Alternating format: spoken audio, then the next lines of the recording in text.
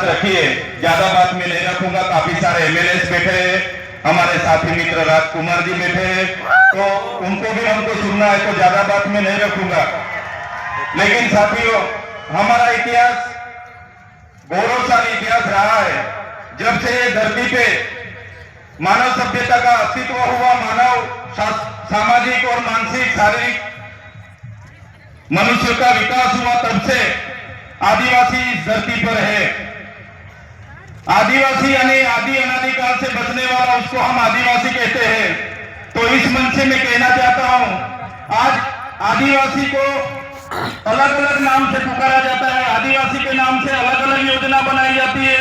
आदिवासी की अस्मिता मिटाने के लिए आपने देखा होगा, आदिवासी को आज शेड्यूल ट्राइब, जनजाति, वनवासी, वन बंधु के नाम से भी आज बुलाया जाता है। तो इस मंच से सभी मेरे साथियों को निवेदन करता हूं, तो आदिवासी को बचाने के लिए हम कोई वन बंधु नहीं है, हम कोई वनवासी नहीं है, हम आदिवासी है, आदिवासी ही हम रहेंगे।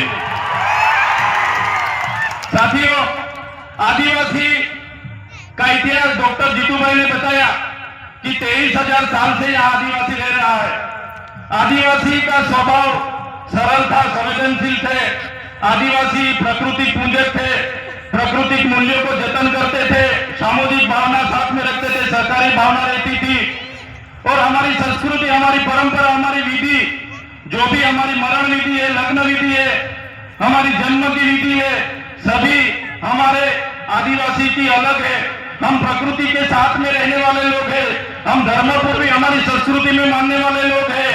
तो आपने देखा होगा, आगे के वक्ताओं ने बताया कि जब भी इस देश में नए नए धर्म आए, वो चाहे हिंदू हो, मुस्लिम हो, सिख हो, ईसाई हो, बौद्ध हो, जैन हो, सभी धर्म आदिवासी के बाद इस धरती पर आए हैं। और हिंदू जैसे धर्म ने तो हमारे समाज में, आपको पता होगा कि वर्ण व्यवस्था प्रथा रखी थी कि भाई पहले ब्राह्मण होगा, बाद में क्षत्रिय होगा, वैश्य होगा, और शूद्र में हमारे लोगों को माना जाता था। हमारे आदिवासियों को 5,000 सालों से हमारी गिनती शूद्र में होती थी। हमको शिक्षा लेने का अधिकार नहीं था, हमको कहीं भी जाने का अधिकार नहीं था। बाद में आपने देखा होगा, इसी हालत में भी देश के आजादी में हमारे कई सारे स्वतंत्र सेनानी लड़े, हमारे क्रांतिकारी लड़े, हमारे पूर्वज लड़े।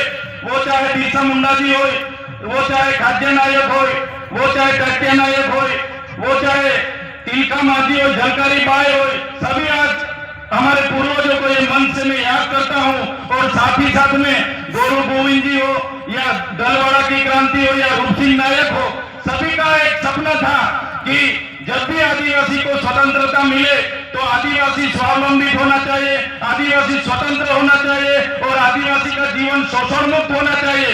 लेकिन देश की आजादी के बाद भी जो सभ्य संस्कृति के लोग जो शासन में आए, जब भी अपने समाज को जो सुसंस्कृत मानने वाले लोग आज देश के शासन में आए, देश में संविधान लागू हुआ। संविधान का आमुख कहता है कि ये देश का संविधान, हम भारत के लोग ये देश के संविधान के तहत हमारे देश के लोगों को हम समानता, स्वतंत्रता और बंधुता देते हैं। लेकिन आज भी आदिवासी को समानता नहीं मिली, आज भी आदिवासी को स्वतंत्रता नहीं मिली, आज भी आदिवासी को दूसरी कास्ट में बंधुता नहीं मिली। इसलिए हम कहना चाहते हैं, हम कई सारे कार्यक्रम करते हैं और कई सारे मंच पर भी हमारी व्यक्तिगत बात हम रखते आ रहे हैं। आज भी हम इस मंच से रखेंगे, जब तक आदिवासी को स्वायत्त राज नहीं मिलेगा, आदिवासी का अपना स्वतंत्र राज नहीं होगा, तब तक ये सरकारों में आदिवासियों का विकास होने वाला नहीं है। हमको तीनों और चारों राज्यों, वो चाहे मध्य प्रदेश हो, महाराष्ट्र हो, गुजरात हो, राजस्थान हो, सभी नेतागण यहाँ बैठे हैं, सभी बुद्धिजीवी लोग यहाँ बैठे, कर्मचारीगण यहाँ बैठे। मैं मेरी व्यक्तिगत तौर पर से एक बात रखना चाहता हूँ, हमको आने वाले दिनों में हमारा जो भील प्रदेश था उसको लेने के लिए हमको भील प्रदेश मांगना पड़ेगा सरकार से।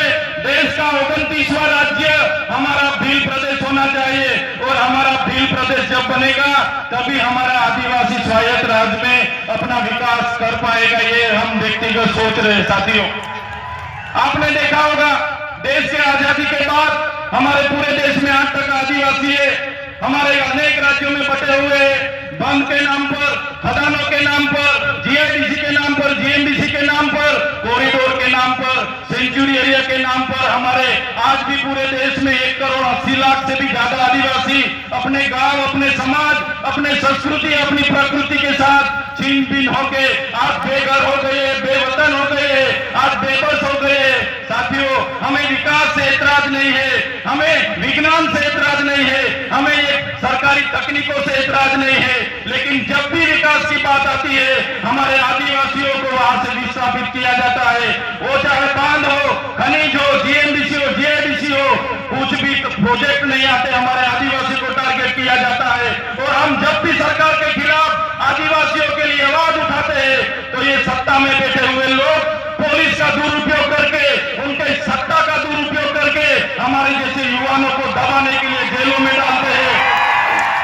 हमारे जैसे युवा जो खुद क्लास 2 ऑफिसर था, क्लास 2 ऑफिसर की अपनी गवर्नमेंट जॉब छोड़ के समाज की लड़ाई के लिए हम आए और समाज के लिए लड़ते लड़ते आज ये सरकार ने फर्जी एफआईआर 19 कितनी एफआईआर हमारा पर कर दी और काफी सारे नेता हमारे समाज के ही है, वो शासक पक्ष में है, फिर भी हमारे जैसे युवाओं को आगे बढ़ने नहीं दे रहे। हमारे जैसे युवाओं को कैसे गिराया जाए वो हमारे ही नेता सोचते हैं। तो इस मंच से मैं कहना चाहता हूँ, हमारे पूरे देश से विभिन्न राज्यों से लाखों आदिवासी माताएं, बहनें, वडीले, युवा साथी यहाँ आइए। हमें आने वाले दिनों में हमको आदिवासी की अस्मिता बचाने के लिए चिंतन करना होगा, हमारे लोगों की शिक्षा की चिंतन करना होगा, हमारा लोगों के जो जड़ जंगल जमीन के अधिकार छीने जा रहे उनका चिंतन मनन करना होगा। आज तक हमारा संवैधानिक अधिकार लागू नहीं हुआ, वो चाहे अनुसूचित 5 हो, वो चाहे पैसा एक